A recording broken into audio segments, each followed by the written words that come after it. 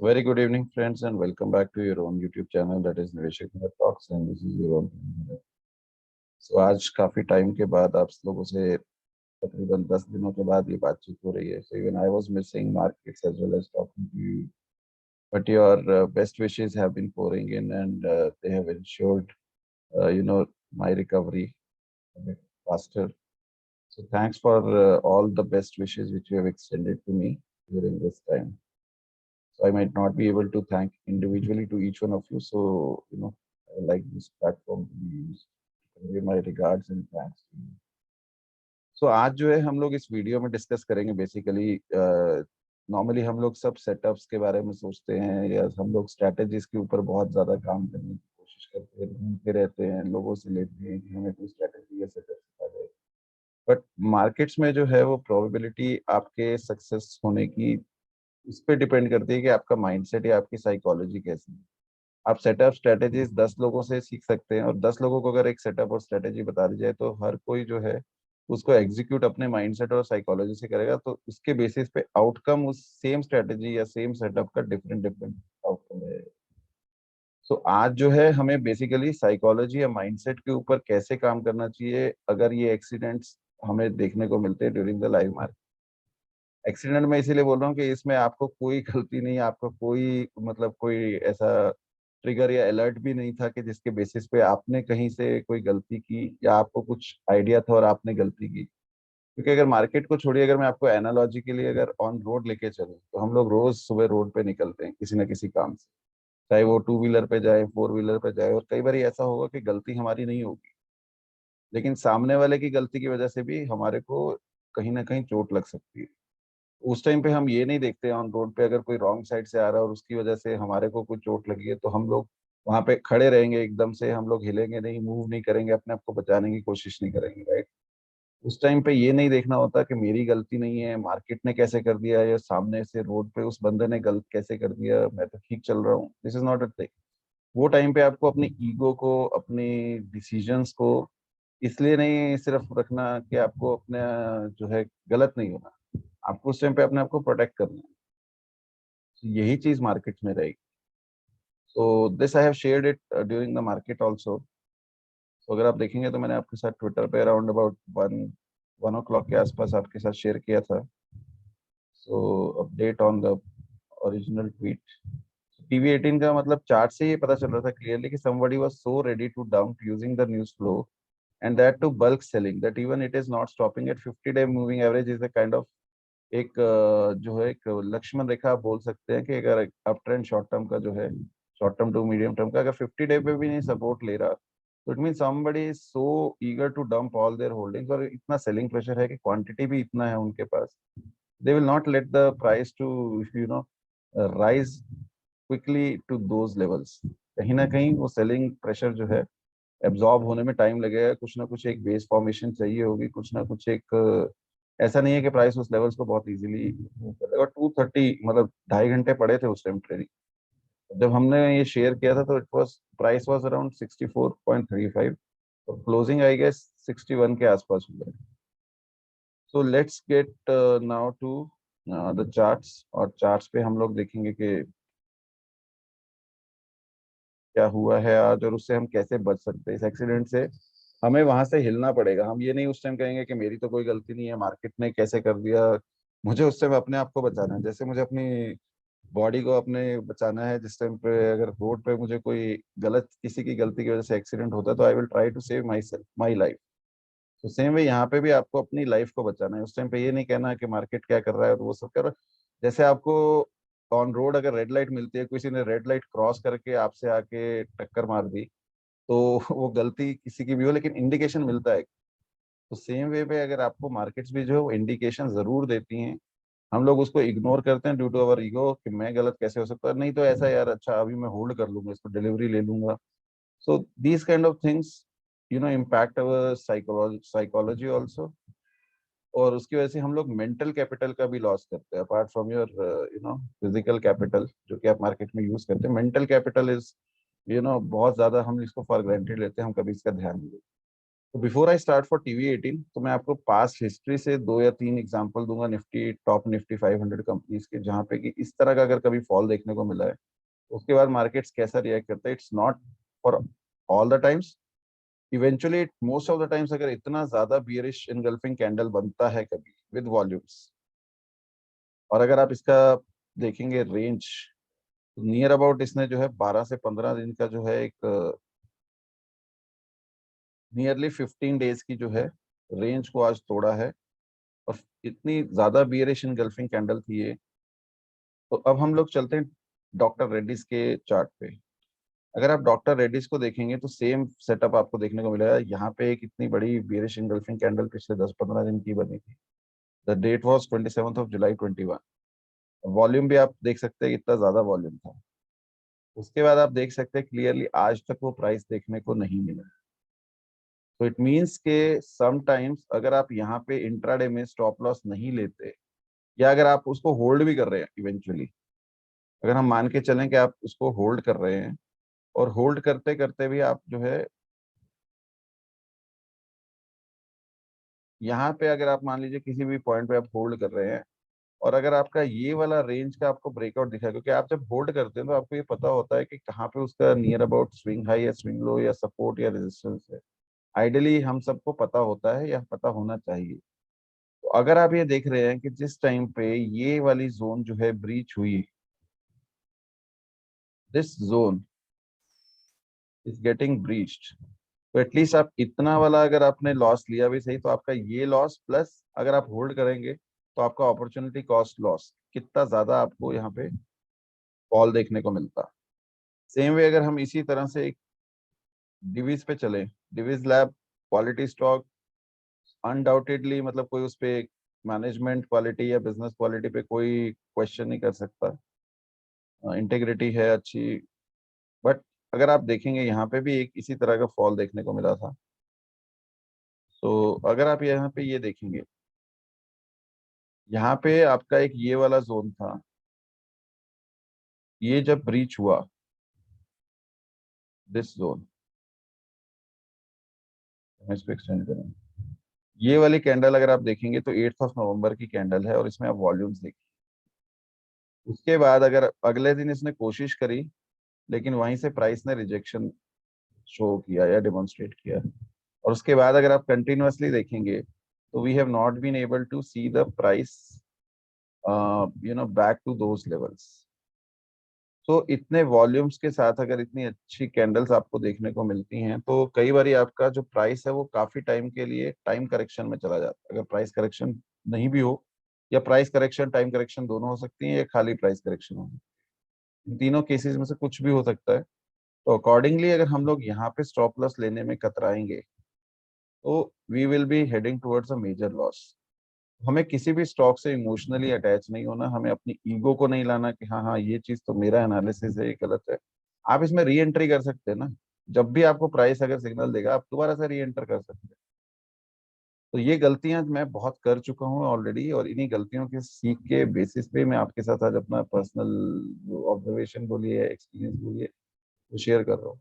तो कभी भी मार्केट में अगर आपको प्राइस बता रहा है या प्राइस डिक्टेट कर रहा है कि नहीं अभी निकलना बेटर है, तो उस टाइम पे ये नहीं सोचना कि मुझे रुकना है।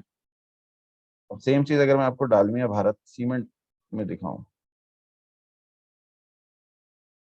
तो डालमिया भारत में भी अगर आप ये देखेंगे तो ये कैंडल आपकी 17 सितंबर 2021 की कैंडल, कैंडल देखिए और वॉल्यूम देखिए।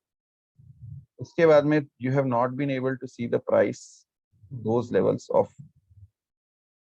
और बना भी कहाँ, अगर आप ये देखेंगे तो ऊपर जो है आपको यहाँ पे एक ग्रेवस्टोन डोजी देखने को मिल रही काइंड ऑफ, आपको टॉप पे which has got a decent significance.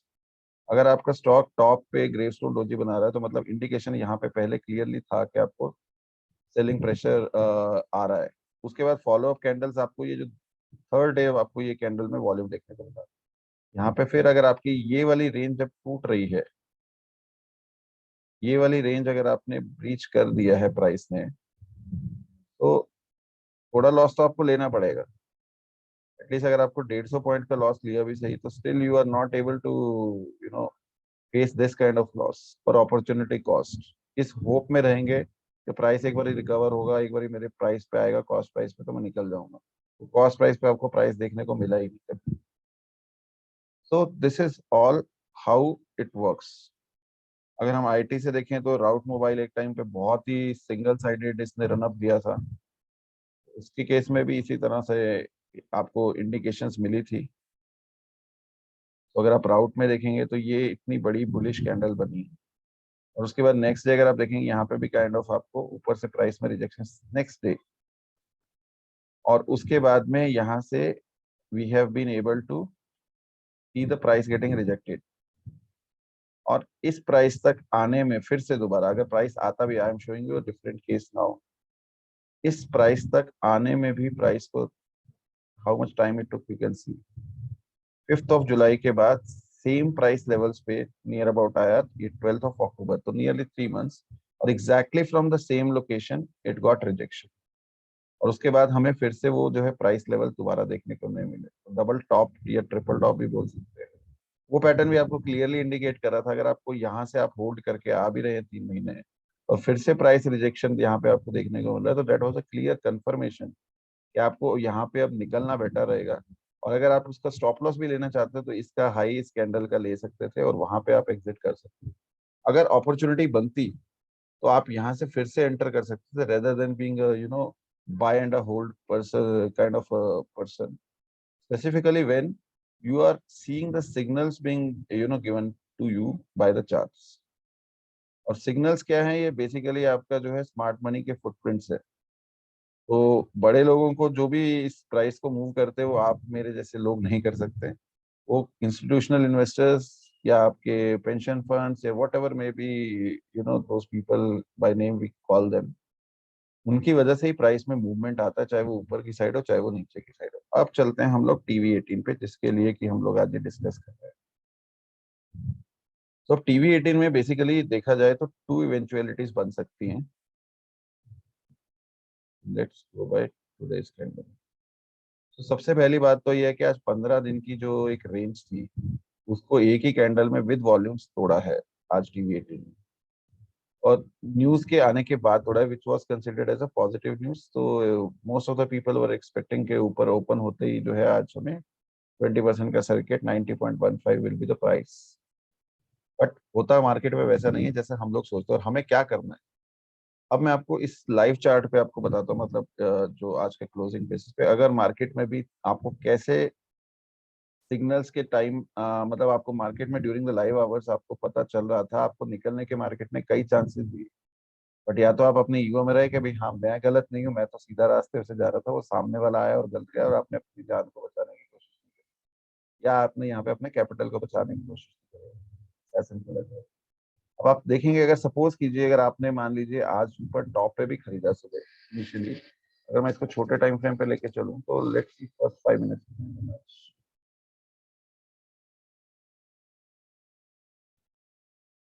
तो फर्स्ट 5 मिनट्स की कैंडल ये है आज की। इनकेस आपने मान लीजिए पीक पे खरीदा 80 के करीब, तो आपको फर्स्ट 5 मिनट्स में ये जो प्रीवियस डे की रेंज थी,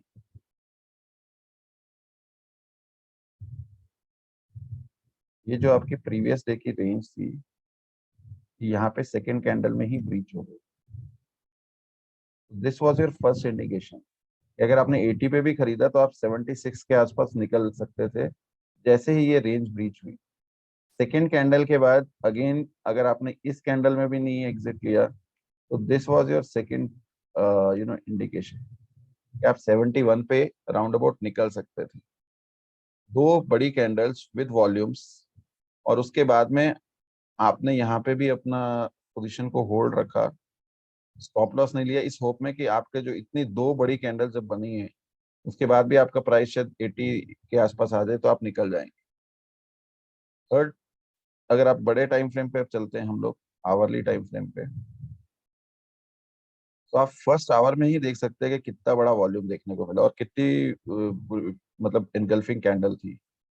उसके बाद आपको सेकेंड कैंडल में एक छोटा सा पुल बैक देखने को मिला, और उस पुल बैक के बेसिस के ऊपर most of the people would have tried to retain कि मतलब अभी इसको रख सकते हैं, ये तो प्राइस जो है हमें अपनी कॉस्ट प्राइस पे मिल जाएगा तो हम लोग निकल जाएंगे। 80, 76, इस बड़ी कैंडल में जहां पे भी किसी को एंट्री मिला है।